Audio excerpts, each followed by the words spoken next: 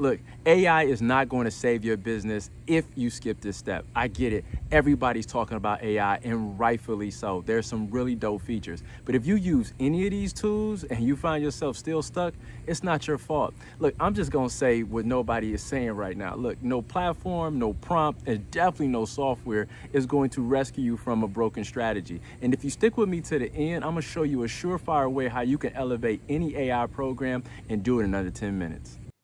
Look, AI isn't a shortcut to sales, contrary to belief. Look, just 2 years ago, according to HubSpot, 63% of marketers struggle for conversion as well as lead generation. So if you're not a marketer, imagine how you feel. Now, not to mention that just because you slap AI on it, and more importantly, just because you find yourself in a position where it actually expands what you have in thought, doesn't necessarily mean it resonates with your clients. Now, in 2025, that has dropped significantly, but when you still have 50% of people still struggling who are supposed to be marketers on how to convert AI into an opportunity for conversions, you'll find that what I'm going to say today is going to be more real than you've heard in a while, if not at all. So what does that tell me? You've probably tried the thing I mentioned, the prompts from GPT, or the Opus clips to basically make your short form content look amazing. Your surfer SEOs where you're trying to drive traffic to your site. Maybe you even have people who drop a word in your DMs so you can use mini chat or some type of form of automations for messaging, IPF for LinkedIn to create carousels and what. But here's what people don't really tell you in the space of these things. Even with all the right tools and the perfect tech stack, you can still feel the results don't match your effort. And not matching your effort can create you to become very frustrating because here's the thing. You're not lazy, you're definitely not crazy, and you're not lacking any skills. You just haven't had anyone teach you to, no one has really shown you how to turn what you already know into something that is going to be beneficial that your audience actually wants. And I'm going to show that to you right now because we don't believe that clarity should be put behind a paywall. So, the first things first, in order to basically match an AI product and you be able to have it pump out what you're actually looking for, we need to basically extract your genius. And in order to do this, we center around 5 questions that's going to allow you to do just that. Now, what most founders find themselves in is that they find themselves in positions jumping into the product or jumping into AI and just telling AI to spew out some things. And just because it moves at a pace and a speed that they're not capable of, or it brings up thoughts that they haven't thought about, doesn't necessarily mean that it's going to resonate with the audience that you have. You got to keep in mind that while it has a ton of information, it's still fairly new. Hell, I've been on this earth for over 40 plus years, and I can tell you right now, I'm still trying to figure out people. So the reality of it is that to assume that AI understands the inner workings of people is very naive. So let's kind of get right into the first question when it comes to extracting your genius. First question is who do you work with? Or I like to ask, who do you love to help, right? And I want you to look at these questions a little differently. When I think of who do you love to help, what I'm thinking about is not the product or service. I don't want to wrap my product or service around who I want to help. See, you have to do it differently. You have to put them first. So for an example, let's say if I'm in the financial space, I'm going to probably say something like, hey, I help entrepreneurs who have a desire of actually creating a legacy for their families. Now, the thing is that I want to keep it basic because what happens is that you don't want to get in the habit of feeding AI more information than it needs and then start pulling from all this pool of people who are probably in the same shoes as you are. The second question you want to look is what do they actually want? What I mean by this is that we're not just speaking about outcomes. We're also talking about emotional resolution. Here's the thing. Most people may want to be millionaires, but if millionaires were the outcome, and that's what everybody wanted, without the emotional resolution, we wouldn't have people who are super successful, at least on paper, off themselves, or in some case, lie themselves. Because in essence, they weren't happy for some cause or reason. So when you're thinking about outcomes, you need to also think about what are we looking for them to do in that transformation? Is that so they can be the matriarch in that family? Is it you talk about the freedom that their offspring is going to have? I'm using the example of the financial space. Is it respect? Is it confidence? Is it clarity? Whatever that may be, we need to tie it to the outcome. The third question you want to look at is, what do you teach or provide to get that result? Everything that you sell or every process or system always have steps to it. Typically, you could probably find in what you do to help people in between 3 to 5 steps. So in essence, what you're looking to do is not around what your product is, based it around how you lead them to the transformation that they're seeking. Once you have these 3 to 5 steps, you consider probably naming them so you can start creating your own language. Once you create your own language in the process, it puts you in a position to stand out from someone else. The question is, what must I do to demonstrate to earn belief or trust? Now, we all know that people buy because of testimonies or looking at reviews. But if you're someone in a position that have not, created that yet, that doesn't necessarily mean that maybe like a before and after or a case study, or in some cases, like our last question, if you can articulate your framework in a way that's going to benefit them and then show them the capacity that you have to get them to that result, then you can actually convert people into a logical step process. Now, the last question that is extremely important when it comes to including AI into your system is, this question is centered around, is what do you want to be known for in their transformation? Look, if you're someone that, I love using the financial space because it's always motivating how, finances make the world go round, right? If you're someone in the space that is looking for helping families be first generational millionaires, right? That is something you want to be known for because it's attached to why someone should listen to you. It's attached to someone feeling like that's the outcome they're leading towards, because any financial product that you have is always going to be tied to some form of legacy, whether it be directly to the person you're helping or the offspring that they're building. Now, let's say that I'm in the credit repair space. This is an industry that's often misunderstood. Instead of just concentrating solely on saying, hey, I help people fix credit, maybe you want to specialize in saying, I help people get into homes in 90 days or less. See, the thing is that when an audience can hear you say that you help people get into homes, that's what they want to hear because that's the outcome. And if your service is what leads them to the outcome, now the byproduct of the transformation is that when they're around family, friends, or someone else that are in a similar situation, they can now see you as a solution and can easily articulate what you do. But I want you to understand, clarity sometimes is just not enough. If your voice does not come through the tool that you're actually using, guess what? This is just noise. And this is where most people actually go wrong. If you feel like AI writes for you, but is not like you, then you're not alone. Because this is what we created. I basically created an access what's called Extract My Genius. It helps you do exactly what I just covered in less than 10 minutes. You just ask these 5 questions, and now it puts you in a position to put out a 360 ICP, which is ideal client profile, about not only their demographics, but their psychographics, their behavior. And now you can start getting into what you want to name your framework. It's a really cool tool. You can catch the link in the bottom if this is something that's going to help extend you to make you the expert that you are. Now that your message is actually clear and your voice is actually lined up to AI, there's one thing that's you need to do before you scale. You need to make people believe, because even the clearest message won't convert if the person doesn't trust the messenger. So in today's market, trust isn't built in a funnel. I need to make that very clear. It's funnel. That's all you hear. However, trust is not built in a funnel. Trust is built in a loop. So the modern buyers don't move in a straight line. And that's how a funnel represents. Talks about top down, middle of funnel, bottom of funnel, and just kind of processing people through like cattle. Now, that's a whole nother conversation when we talk about cattle and how people make choices. But realistically, in the last 9 to 10 months, there has been a shift on how buyers are actually moving. They're scrolling, they're comparing, they're saving posts, they're ghosting, they're coming back weeks later. They're non-linear. And so your strategy needs to meet people exactly where they are.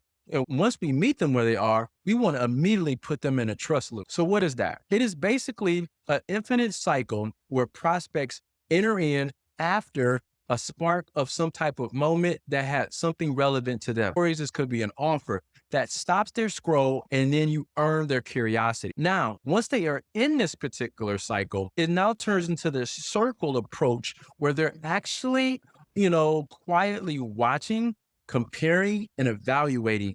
And your job during this experience is to make that loop is frictionless and trust rich.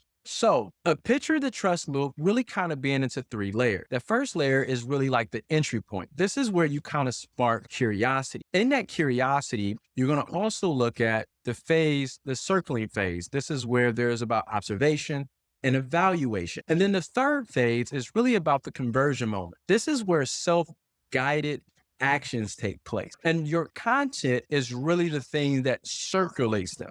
So look at your trust loop as your ecosystem, but your ecosystem that is loose because it is your content that's going to be pinging them back and forth to stay either in this loop or move into a section that creates more momentum for you. This trust loop, contrary to belief, you have to understand, does not start when someone opts in. If somebody gets your ebook, somebody came in from an ad, that is not a person in the trust loop. So when you go after and you're trying to pitch something or post something and think that should turn into a conversion, you are slowly but surely having the wrong expectation, and you need to manage and spark that expectation. So here's where it starts. When a person enters in and actually fills out a form, what that really is really a spark. This is an entry point. That's all that is. It's a moment of a spark. And sometimes people are multitasking. And as a result of multitasking, they may not be able to finish because of all the things that are going on in their chaos in their own world. So what does that look like? This is stop scrolling messages that we've heard before. This is also shared belief or unpopular truths. This is also stories that kind of mirror that internal silent struggle that they have that they don't say aloud. These are also hooks that makes them say, hey, wait, that's me. So what happens inside of a trust loop? First and foremost, I need to really just kind of speak to the actual buyer or the prospects out there. They're so bombarded with so much information. They're much more advanced about a little bit of everything. So the reality of it is that what people are doing is still putting things behind opt-in or paywalls. The thing about this is that there's nothing short of information out. With so much AI being pushed out and so much content being pushed out, it is going to be the individuals who are authentically able to demonstrate who they are and what their brand stand for that's going to survive how this new content is going to be presented out to the market. So when people come into this world, your ecosystem, after you've pinged them through some type of exposure to who your brand is, you're going to find them actually going through this evaluation stage of who you are. And the thing is that they're not actually ignoring you. They're investigating you. They're asking, can I trust this? Is this real, or will this actually work for me? Now, the goal that once you have them in the trust loop is that you're looking to try to create a self-guided journey with intentional checkpoints. You're looking to turn passive views into active belief, and you're looking to have a present next obvious step and not some crazy, ridiculous pressure. And you want to let them opt in when they're ready, not when it's for you. See, what a funnel does is dictate the person who's controlling it, how much control they have, and then determining what the outcomes are. But just like everything that's human life, we always evolve. We don't like to be boxed in. We want to feel like we have control. So we want to basically position the way the buyer is today where they feel like they have those choices, but also create a floating system that builds trust in the process. Because when you bring pressure to a situation, it breaks trust in the modern day buyer. And what that means is that you want to position the invitation inside your content, such as if it's booking a call or downloading a guide. You want to just make sure you give the buyer the option that is logical to who you're actually speaking to out of your ICP. Now, your content needs this formula to build trust because every piece of content that you create needs to have these three things, which means that they need to have the truth, which is really speaking directly to your audience belief, aspirations, desires, and doubts. It also needs to be the transformation. This means showing real change, results, stories, and proof that is going to align them to make a decision. And then, of course, next logical step. This is always, guiding them towards the next logical move. Because where the mishap is happening is that people are trying to use viral content to then speak to more meaningful conversations. And that viral content that you're producing may be speaking to a buyer that is more aligned to ready to move forward. However, you're looking to try to get more likes and comments from people who may just identify who you are or have not even recognized they even had a problem to begin. You want to build momentum by creating more meaningful moments. And what does that look like? More meaningful moments look like this. This is where the 30-second reels speak hard truth. This is where carousels showing up, transformation and frameworks. This is where emails are actually reframing the buyer's beliefs. You can use case studies that mirrors the audience journey. You can use long form content like videos or podcasts. These are things that's going to help build trust loop, where you're constantly packing exposure around your brand and your business. So you're not just making content though. Here's the thing. You ever heard the saying that success leaves clues? What you're doing is leaving breadcrumbs that builds belief. Because when that time comes, they need to self-identify as you as a source of helping them in the process. Now that your message is strong, your trust loop is now being active, but your CTAs may fall flat a little bit.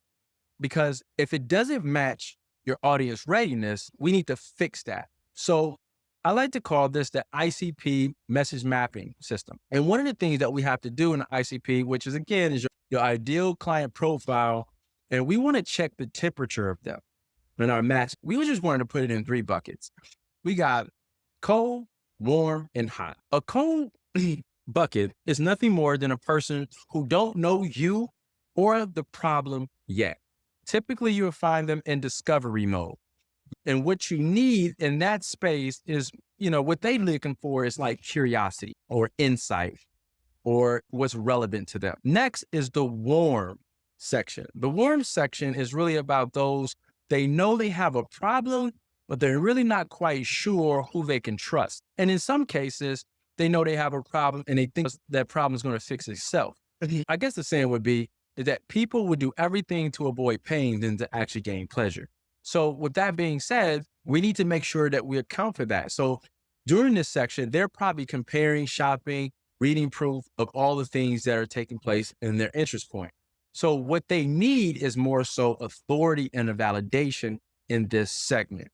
Now, in your hot particular prospects, we're going to look at them as a person who they're solution seeking and they're ready to act. Now, look, when you create an ICP, which is your ideal client profile, you need to understand that these individuals is one person. They're one person in 3 different journeys: warm, cold, hot. Those journeys are where they're on. And the thing is that when you're building content, you need to be intentional to say, what are you doing and who are you speaking to? So if I'm speaking more cold to my cold bucket, then I'm going to start making content that's going to have a higher virality around the topic so I can usher more people to see who I am. But my call to action is not going to speak directly to, hey, book a phone call with me. It makes absolutely no sense. We want to actually continue to put them through our trust loop so we can build them to next logical steps. So if a person is hot, you want to find themselves in a place where they've seen you and they've seen your content, they trust your voice. Now, what they need is really more of a clear, actionable step, what they need to take place next. Why is mapping actually working and why does this matter is when you misread readiness, what happens is that you either apply too much pressure where you just constantly sending text messages, let AI do it, it doesn't matter, or you just blowing a phone up. I mean, look, at the end of the day, in today's world, as many people who are calling people on the phone, I can tell you right now this, you're getting less people picking up the phone for things that they even want because they're getting bombarded with stuff that they don't want to hear from. So you need to find your way to be in a position where they feel like they're in control of making that choice and that decision. And if you do it too soon, guess what? You're going to find yourself playing catch up. But the goal is make it as clear, simple as possible. So here's the shift most people are missing. You're not building content to go viral. If you do, kudos to you.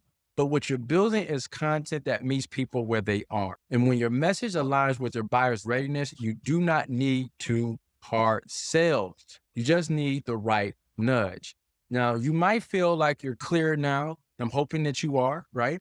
With your offer or just in general, what you represent and what you do and why does it matter? Now is how you talk about it, right?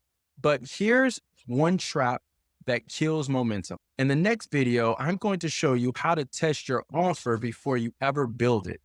So you never waste your time creating something that won't sell. I'm going to show you signals to look for before you actually launch, and then how to save for weeks and months, not wasting time on content that doesn't convert.